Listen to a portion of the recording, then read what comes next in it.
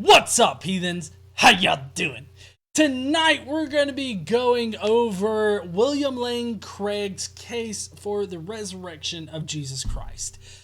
He starts with the assumption that there's historical shit in this particular video, but I hope to prove to you tonight that that is indeed not the case. He actually builds his entire video on false assumptions and a false foundation.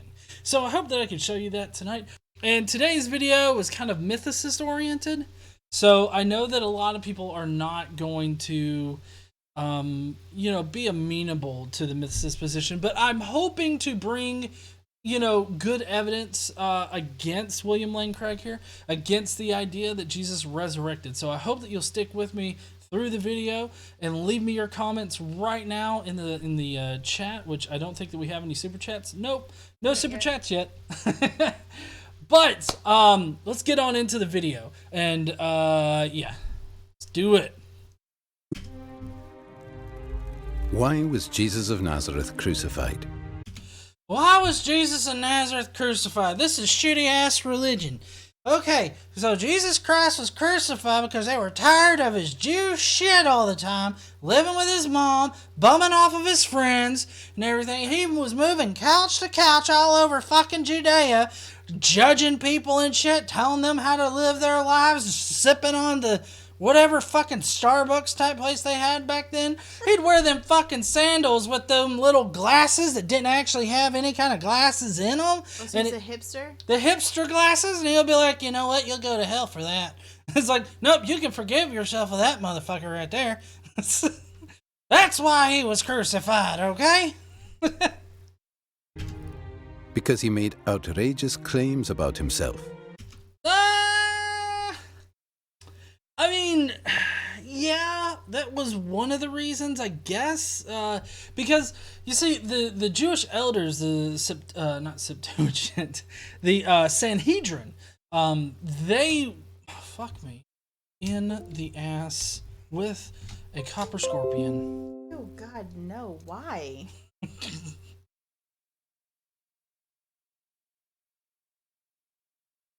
You gonna fix yourself? You're not gonna fix yourself? It's not gonna fix itself. Hermits.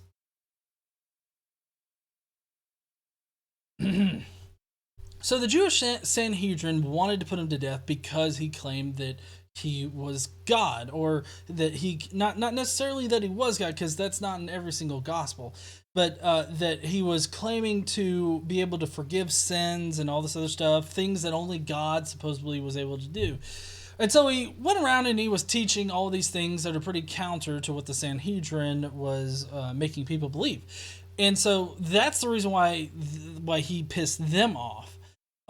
So I guess the outrageous claims, I can concede on the outrageous claims a little bit here, that he was crucified for that. But in the actual theology of in Christianity and Judaism, the Messiah had to be sacrificed and had to be killed in order to atone for the sins of all humankind. And Jesus even explains it through a parable with the grapeyard or something like that. I don't know. I've covered it before here on the channel, but in the grapeyard, basically you have the people that are tending to the grapeyard. That would be the Jews, right? And the God, or the owner of the grapeyard, would or vineyard, not grapeyard, vineyard. What the fuck am I saying? Anyways, vineyard. God, the owner of the vineyard, would send prophets and everything like that, and the Jews would basically shit on them and everything. And then, so the owner, God, would send his one son to come and deal with the Jews, and then the Jews would kill him.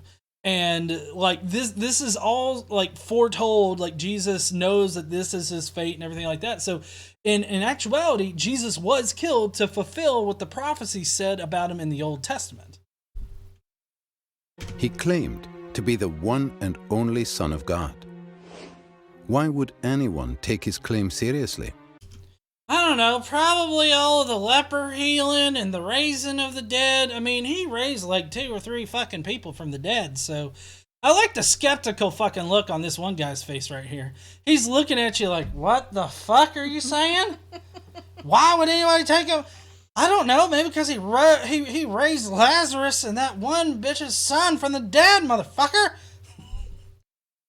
Well, that all depends. If Jesus actually rose from the dead, then his claim to be God's unique son carries considerable weight. I don't think so. Like, just because, like, let's just say for, shit's sake right now, that he did actually raise from the dead. That doesn't actually mean that he is this omniscient God's son. I mean, that's who he claimed to be, but there's no way to really verify that. So that's why he says that it gives it more weight. But in actuality, I would think that a more natural explanation for why he came back to life or why he was seen risen or whatnot would trump any kind of supernatural belief in it. So, I mean, you would have to have extraordinary evidence to make that particular connection.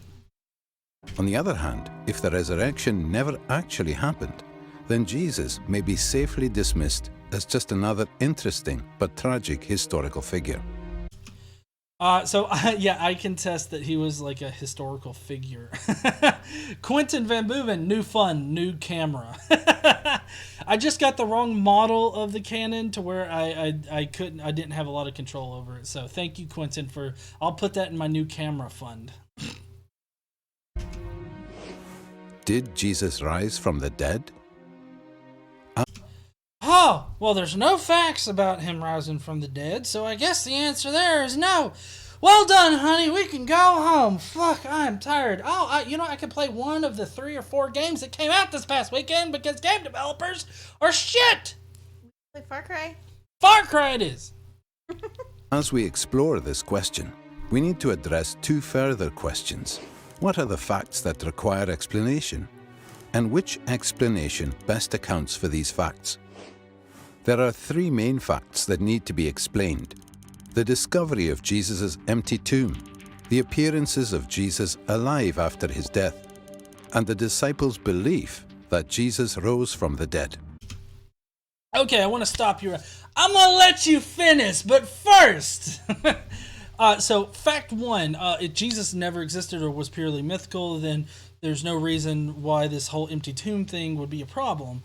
Because, I mean, there would be no tomb. That's one particular option. Another particular option is, that, he wasn't buried in a tomb and was merely said to have been buried in a tomb.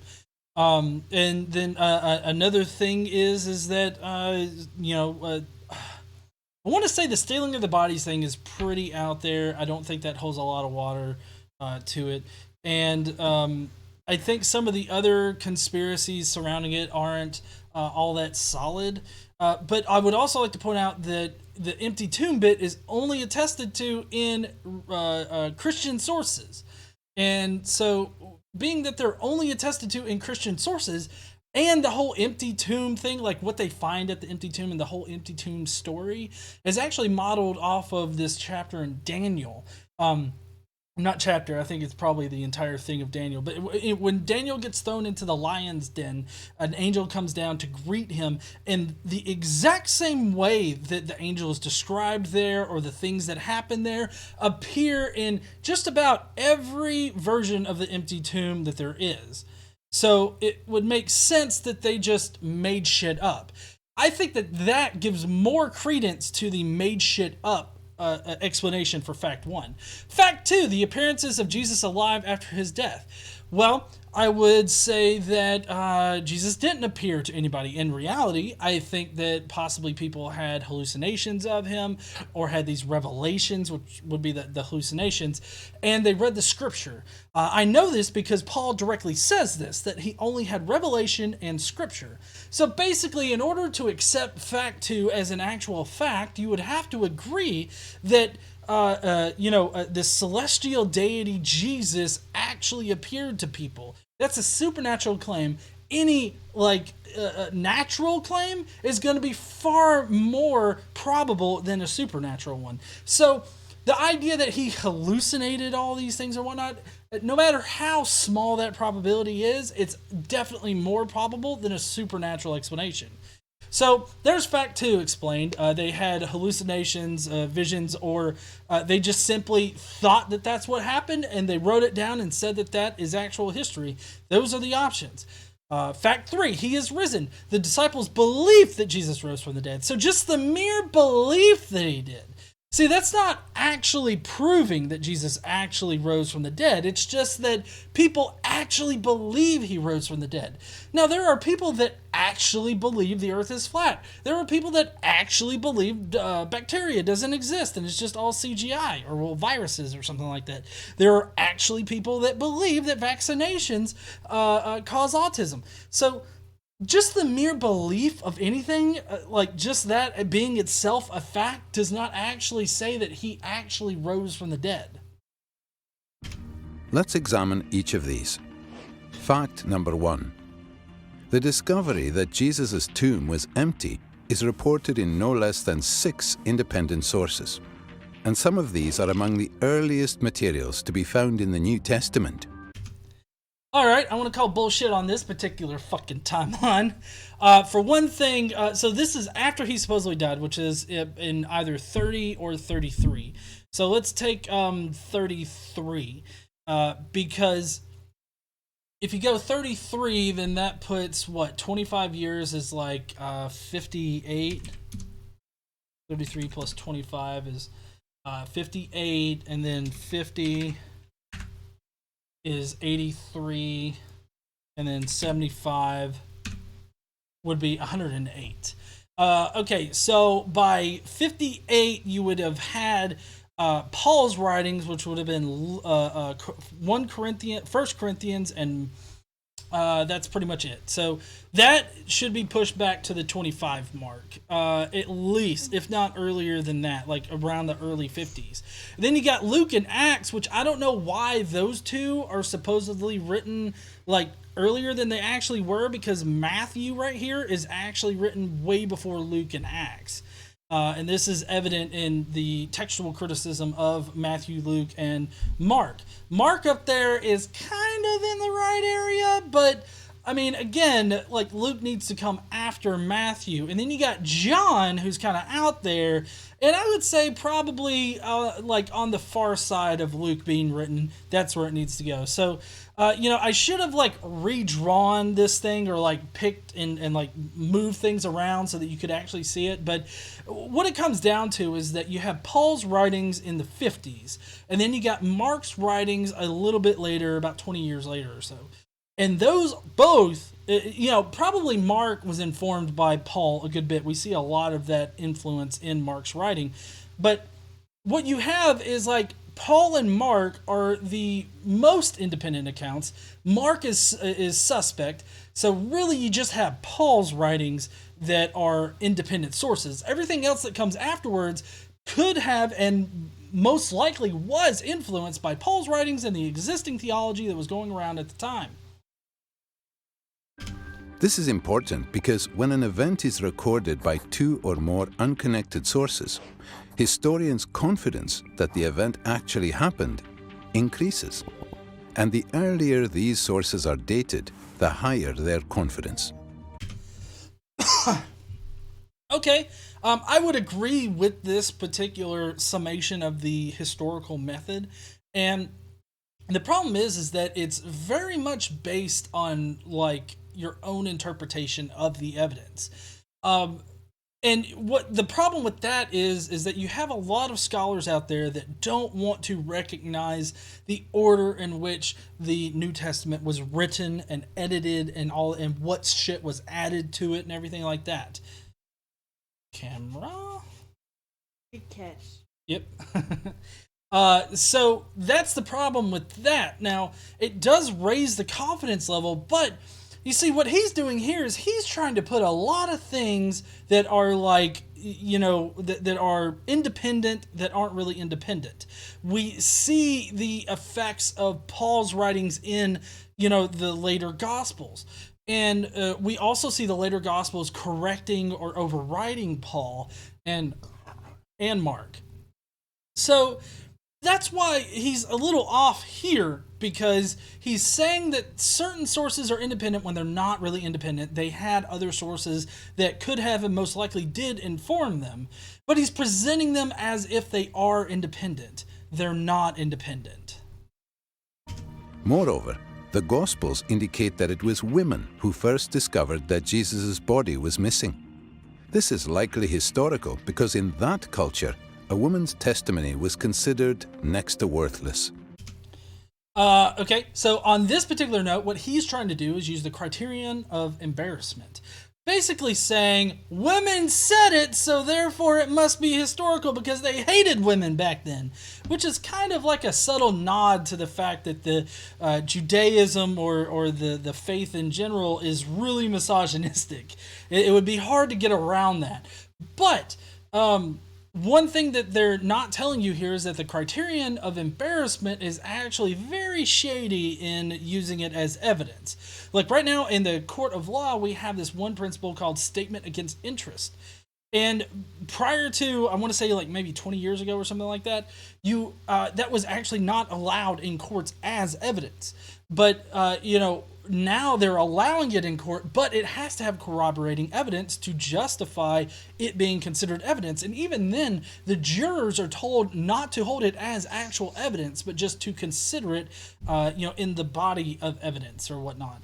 So even when it is admissible in court, it's not taken as actual evidence of anything. You have to have information to back it up. But all of the information surrounding this criterion of embarrassment with the women falls flat on its face. For one thing, these women were not just some random fucking women from the street. They were important women to the story. They were important women in Jesus's life. And all throughout the Gospels, you have women that played pivotal. They played pivotal roles in the story. And these were those same women that played the pivotal roles. So, I know, I'm fucking it up. I know, that word is really hard for you. Yeah. They played important roles. So, this criterion of embarrassment doesn't even make sense. But we also have, evidence to suggest that later writers were embarrassed about some things, but not the women. So, it's not that makes it historical, it's just that they didn't find it embarrassing. Like, for instance, with Mark, the very ending of Mark is actually tacked on. It's called the long ending. And the reason why they tacked it on is to harmonize Mark with the other Gospels by adding some post-resurrection appearances. Namely, right after Jesus, or not Jesus actually, but the angel tells the women to leave and tell nobody, Jesus appears to them on the road and was like, hey, go and tell people. And it's really kind of odd for logically, it's logically odd for that whole conversation to happen. But anyways, we know that in the 2nd century, the latter part was added to show, or to have a post-resurrection appearance so that it harmonized with the other Gospels. So later writers would have been able to take it out and put in something else. And we have evidence to show that they were definitely edited. A later legend or fabrication would have had men make this discovery. Our confidence in the empty tomb is further increased by the response of the Jewish authorities. When they heard the report that the tomb was found empty, they said that Jesus' followers had stolen his body, thereby admitting that Jesus' tomb was, in fact, empty. Again, this is, unsourced material from another holy book. So, we don't actually have any kind of secular source that says, oh, Jesus was killed and somebody stole his body. This is just from another religious text. So, this isn't actually, I don't know if this is from the Torah because it's the Jews are talking about it or whatnot. But in any case, this would have been way too late for any kind of actual evidence for Jesus. Most scholars, by far, hold firmly to the reliability of the biblical statements about the empty tomb. Okay, this is the common thing that you see a lot of historicists do, and it's the appeal to authority. Now, a lot of people want to confuse the appeal to authority with actually the appeal to false authority.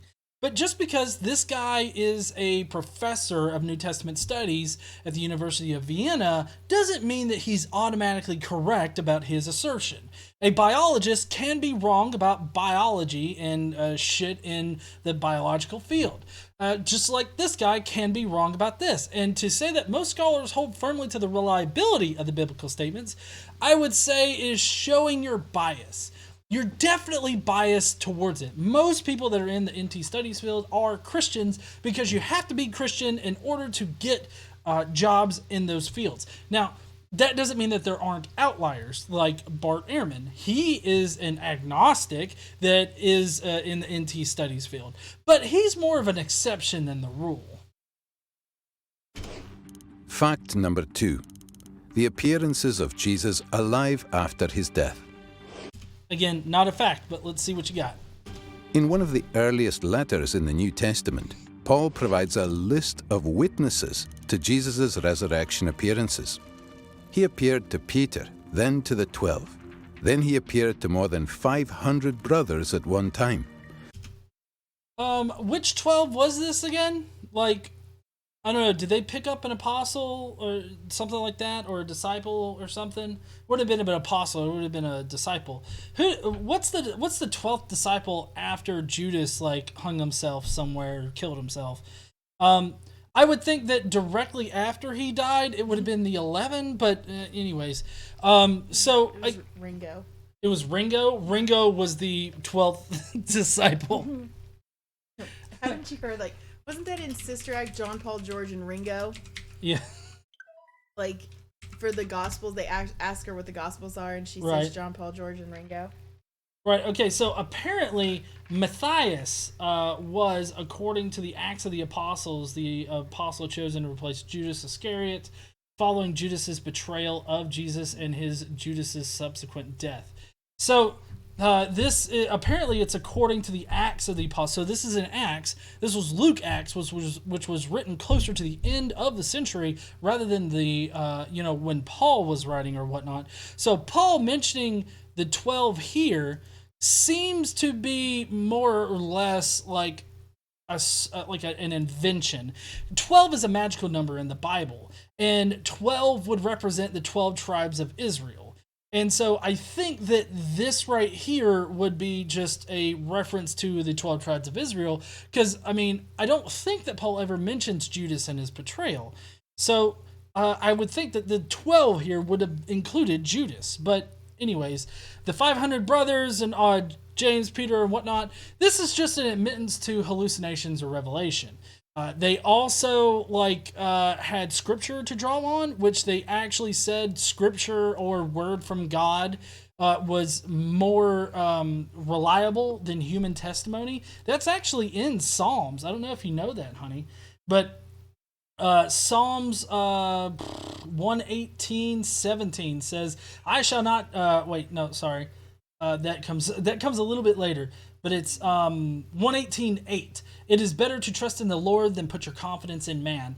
And this is just one particular Bible verse where it says that, but you have to understand that human testimony or human origin things were not looked upon as trustworthy in general to them. And this is all throughout the Bible. It's such a brilliant way to control people. It is a brilliant way. Because never trust your fellow man, always just trust in God. But there is no God that's actually talking to you, so you can't actually ask questions. Well, I mean, I guess you could pretend to ask questions. That's what prayer is, right? But, nobody's going to answer you. Well, yeah, but you see, that's the danger in the whole, you got to leave it up to God. Because when you leave it up to God, or you ask God for answers, or you rely on somebody else to tell you what God is trying to tell you, then they can literally say anything and it would be God's word. And that's exactly what's happening here. But all Paul is doing is saying that these people had hallucinations of Jesus after they died. And a lot of people want to say, well, mass hallucinations aren't a thing. Apparently, Ugly German says that Paul Gia has looked up the original quote. Who is Ugly German? I'm not sure. He apparently changed his name from something. That's what I'm trying to figure out. I'm like, we have never wrenched anybody called Ugly German Truth. Who are you? Right. But but yeah, I mean, I know that the original, like, this is a bit of a quote mined version of the original quote and the surrounding thing, but you know, Apologia has a really great video on this today, and he's able to do a lot more production value and everything. I'm just telling you what the mythicist position is on all this. The mass hallucinations have been known to exist. So,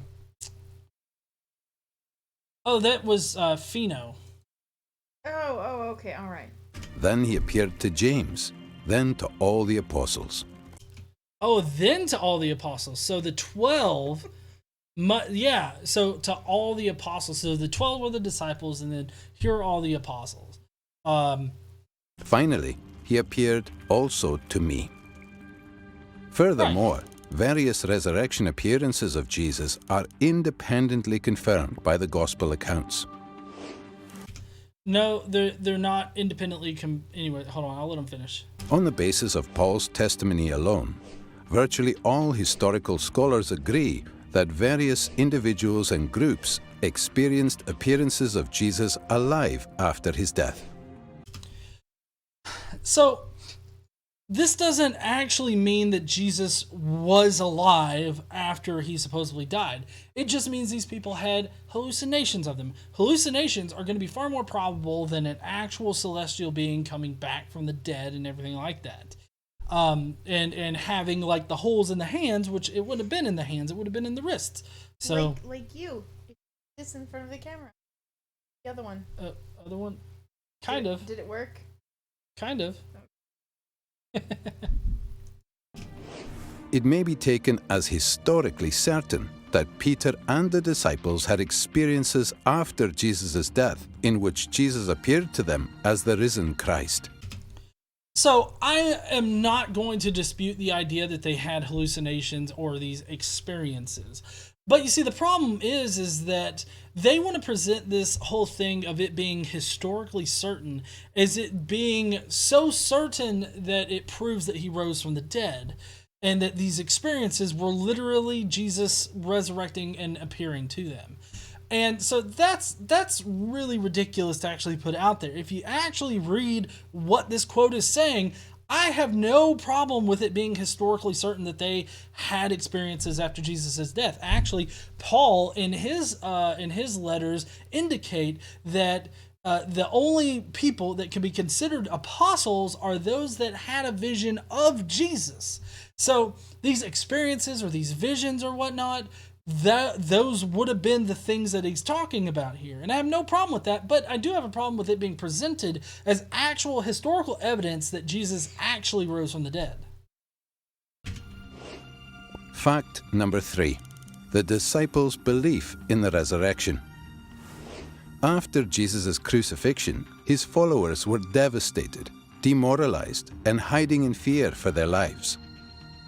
As Jews, they had no concept of a Messiah who would be executed by his enemies, much less come back to life.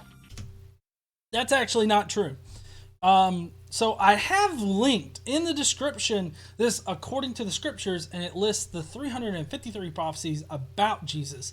You go through there, you see about 15 times it's referenced or alluded to about the resurrection of Jesus. And let's see.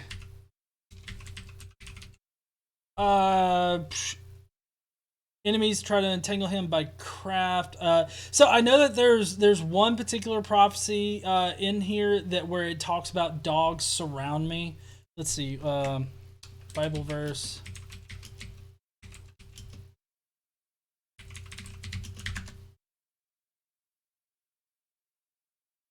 Yeah.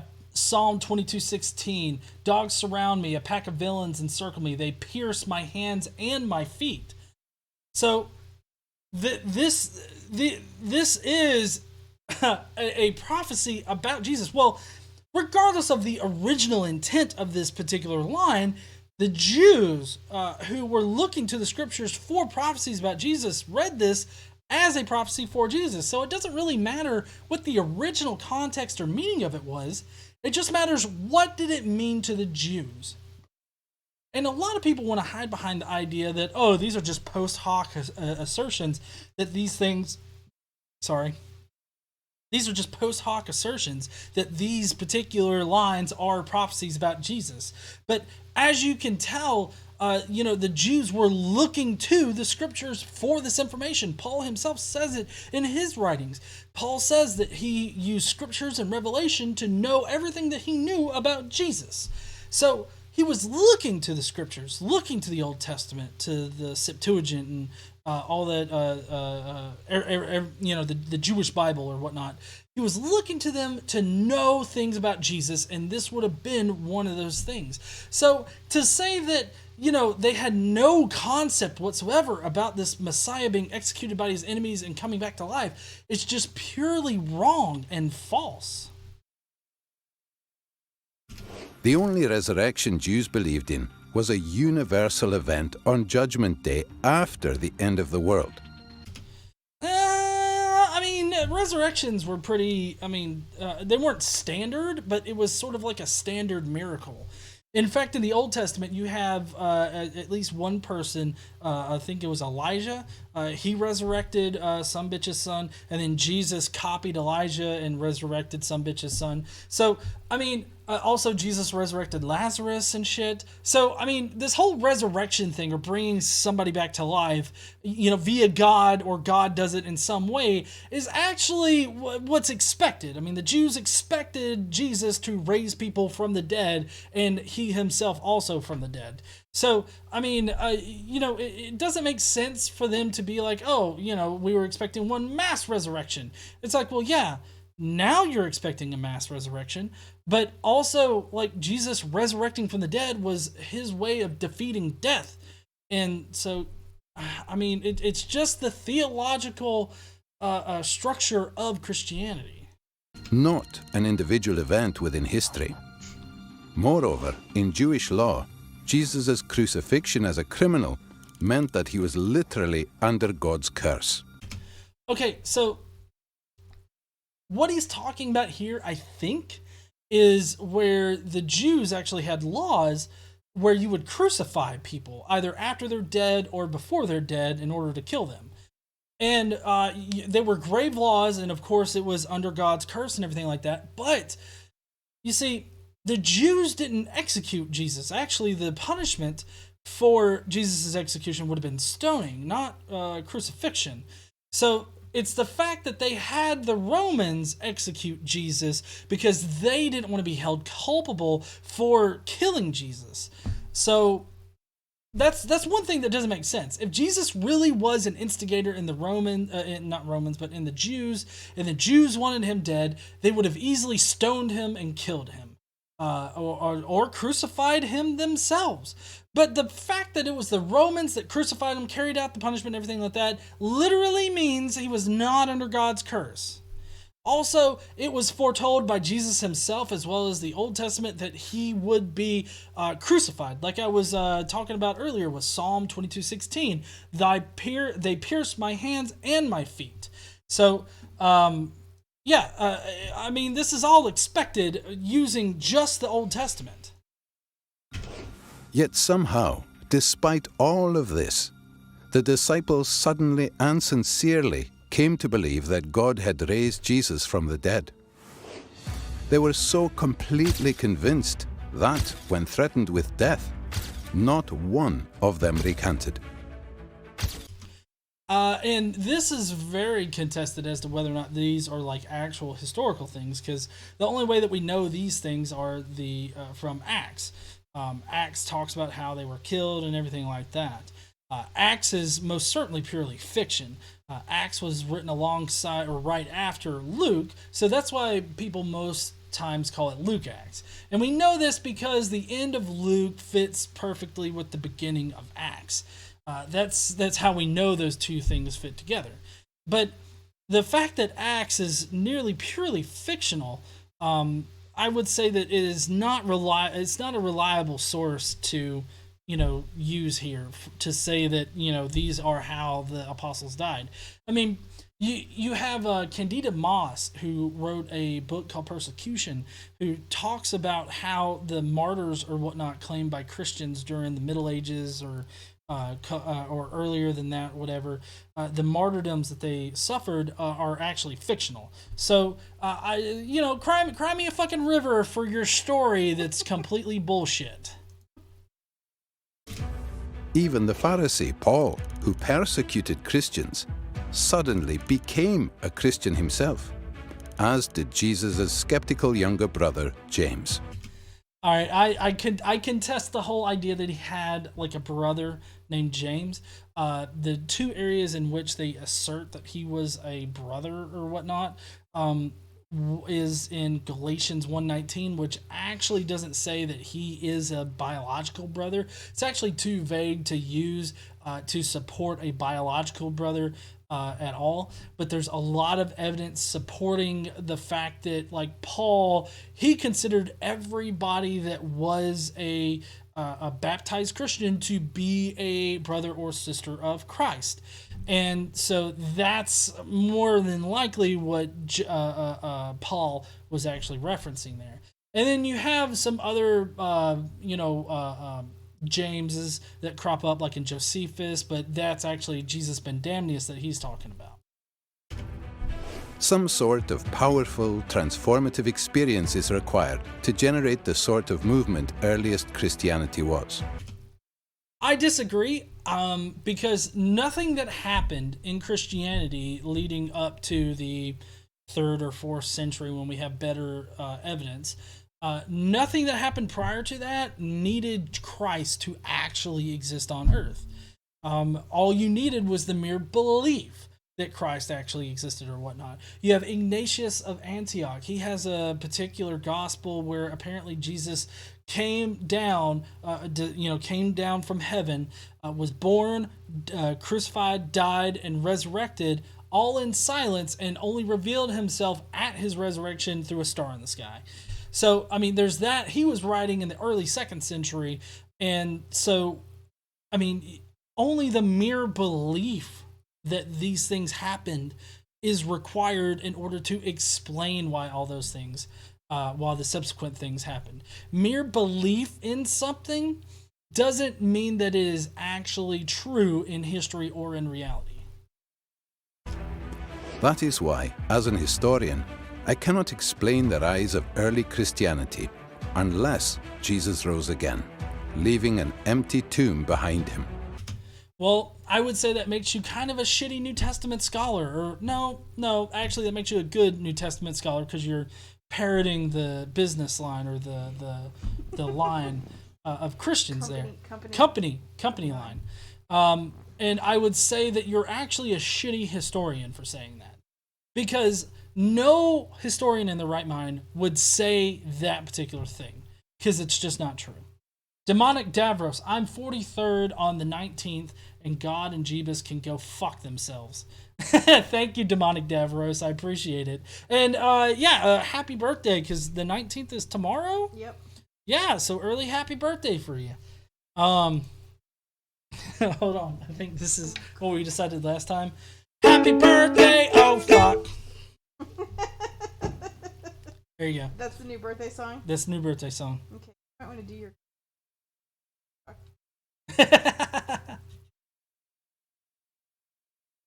So yeah, this isn't actually proof that Jesus rose again, even though this New Testament scholar is saying it.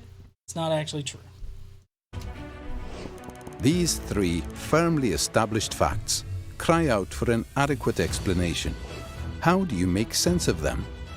Well, I hope that I provided you with some good counter information about these facts and how you can explain them without Christ either actually existing or without him actually rising from the dead. I feel like all of my naturalistic explanations are far more probable than the bullshit that he has spewed tonight. Down through history, various naturalistic explanations have been offered to explain away these facts. The conspiracy hypothesis, the apparent death hypothesis, the hallucination hypothesis, and so on. All of these. So he's saying that all of these don't actually none of these. He's saying none of these things actually pan out.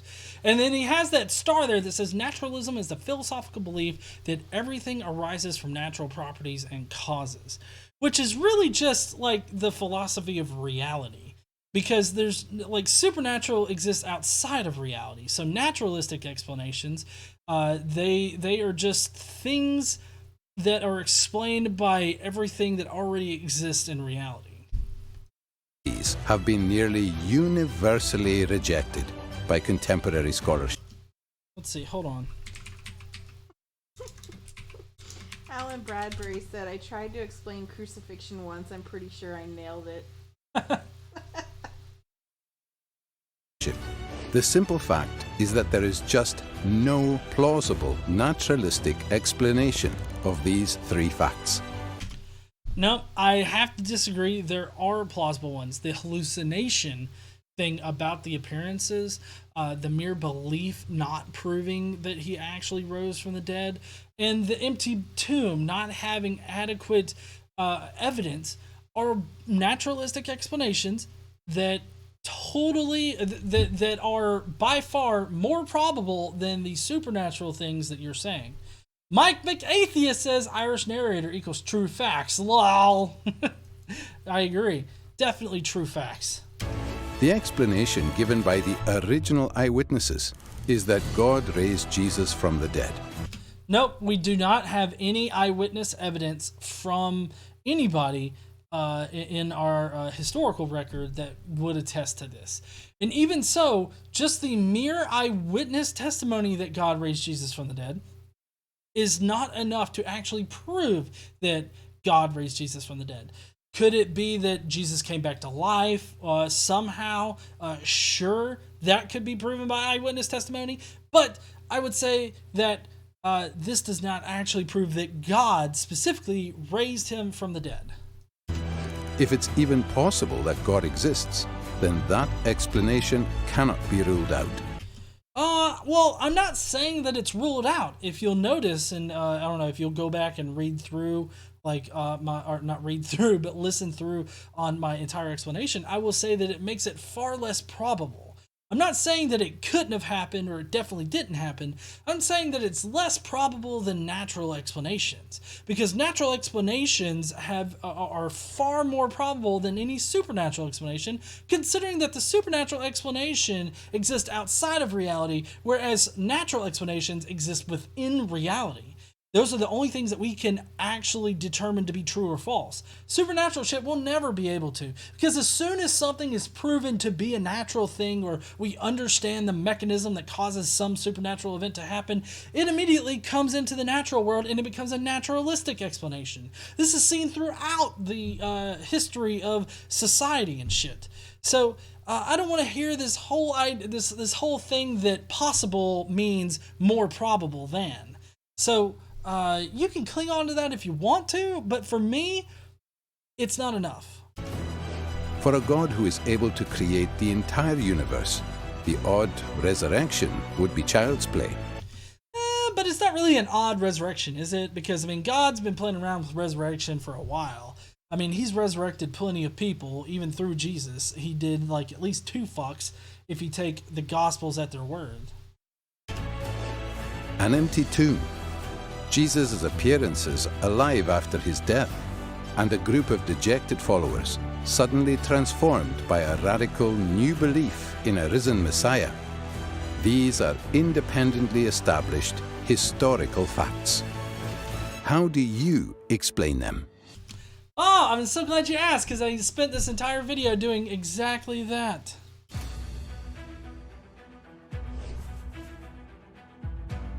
This is Jesus, God raised up, and of that we are all witnesses. Peter.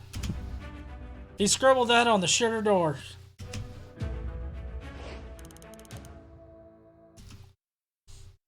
Alright, we got another super chat apparently.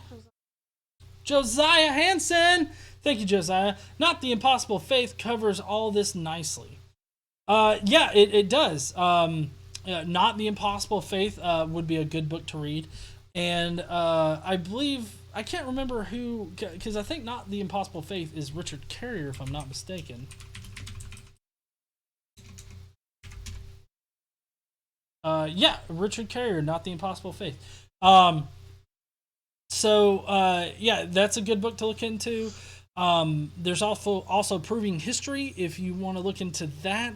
There's the Crestus app on both iPhone and Android that you can get that covers mythicism very nicely. So I don't have a link in the description, but if you want to search on your store for Crestus, you can buy it there, and if you want to learn more.